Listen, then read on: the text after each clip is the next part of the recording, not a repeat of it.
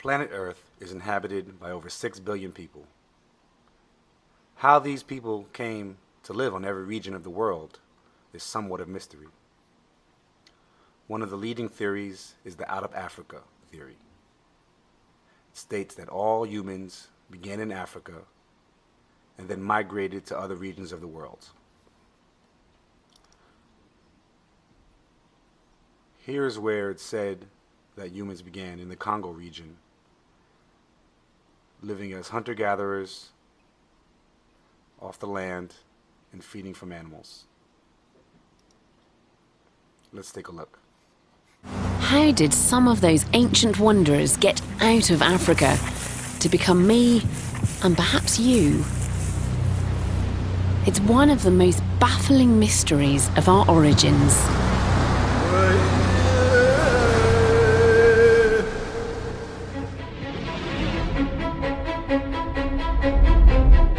Africa south of the Sahara is cut off from the rest of the planet.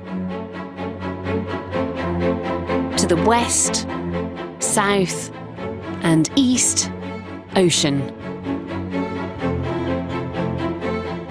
To the north, the vast deserts of the Sahara and Arabia. Now let's go from Africa into where it is said the first civilizations began in the Fertile Crescent near Jordan and Turkey and the Middle East region. Let's watch. The region where agriculture was first developed is known as the Fertile Crescent. It extends along the eastern shore of the Mediterranean Sea into Turkey and then southward along the Zagros Mountains.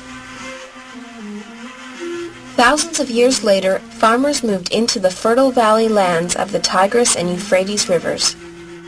Here, they developed irrigation techniques that allowed them to transport river water to fields. They also learned to till their fields with wooden plows pulled by oxen. You can see fields plowed this way today in some parts of the Mediterranean world. As farming and herding made food supplies more certain, human populations increased. The stage was set for a great change in human history: the development of writing, the growth of cities, and the extension of trade routes that spread new ideas far and wide. Now we're going to look at some creation stories of different cultures' views of how the earth began. We'll start with Egypt.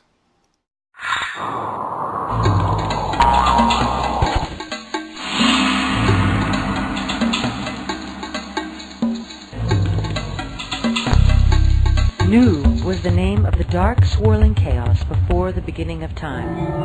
Out of these waters rose Atum. He created himself using his thoughts and the sheer force of his will. He created a hill, for there was nowhere he could stand. Atum was alone in the world. He was neither male nor female, and he had one all-seeing eye that could roam the universe. He joined with his shadow to produce a son and a daughter. Atum gave birth to his son by spitting him out. He named him Shu and made him god of the air. Atum vomited out his daughter. He named her Tefnut and made her the goddess of mist and moisture.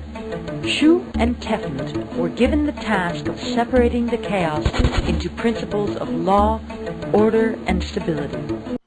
If you follow the green line, we'll go from the Fertile Crescent of 100,000 years ago to 70,000 years ago, where it's said that human beings then went to the area now known as India and the regions surrounding.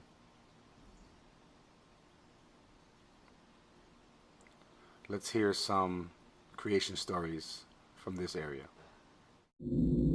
Before time began, there was no heaven, no earth, no space, just nothing. The waves of vast dark ocean lapped on the edges of this nothingness, and a giant cobra floated in the waters. Lying asleep in the snake's coils was Lord Vishnu.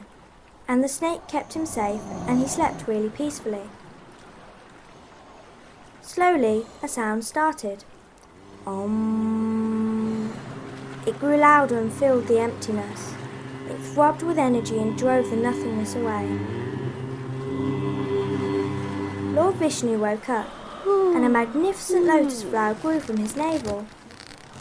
Right in the middle of the flower sat Brahma. Lord Vishnu told Brahma to set to work and create a world. And still, sitting in the flower, Brahma calmed the wind, stilled the waves, and brought peace.